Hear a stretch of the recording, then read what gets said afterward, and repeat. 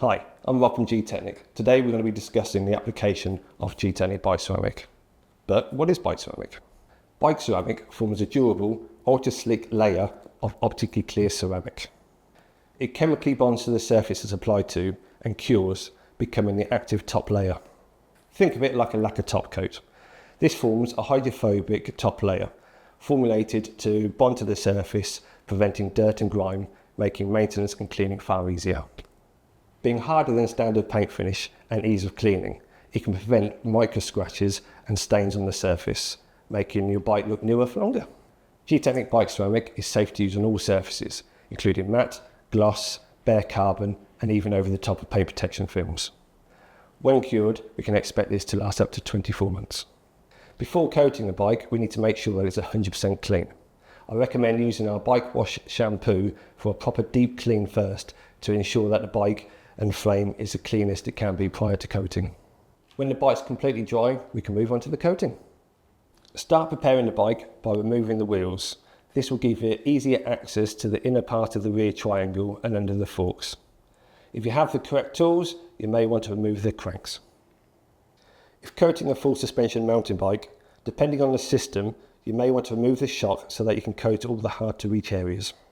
To prepare the bike for coating, the first step is to wipe down the frame and components with frame prep.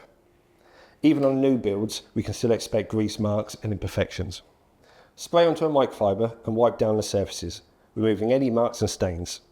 This helps remove any contaminants on the frame, allowing a better bond for the coating. If you have any stickers, now is the time to put them on, as they will struggle to stick afterwards. As mentioned, the coating will bond to all surfaces. That said, there are certain places you want to avoid.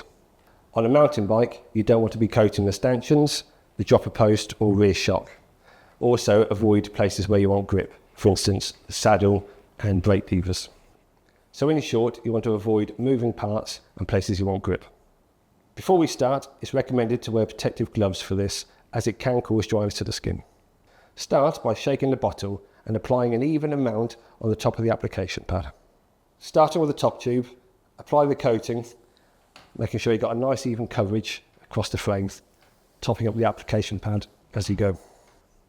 We say to leave it for 1 to 2 minutes. However, in different temperatures and humidity, it can start to react a lot sooner.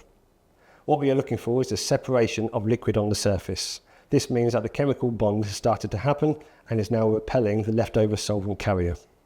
When you see this, it's time to remove the remaining solvent and buff off. With a clean microfiber, wipe off the excess solvent on there, turning over the microfiber as you go, and buff off to a nice streak-free finish. I suggest working in sections so that you don't leave the coating on for too long before buffing off. Once one area is done, you can then move on to the down tube, rear triangle, forks, etc. Once the frame is complete, we can move on to the components. I tend to leave these till last because you can pick up dirt onto the application pad and we don't want that on the frame. A good tip for the wheels is to coat the top of the application pad. This curve gives you a nice, easier access to doing the top of the rim. When complete, it's worth doing a final check just to make sure that you haven't missed any bits. Using a light, you'll clearly see any areas or imperfections that you may have missed. When happy, leave to cure for 24 hours before riding. For optimal results, we recommend not washing it with chemicals for at least 48 hours. And that is how you apply Gtechniq Bike Ceramic.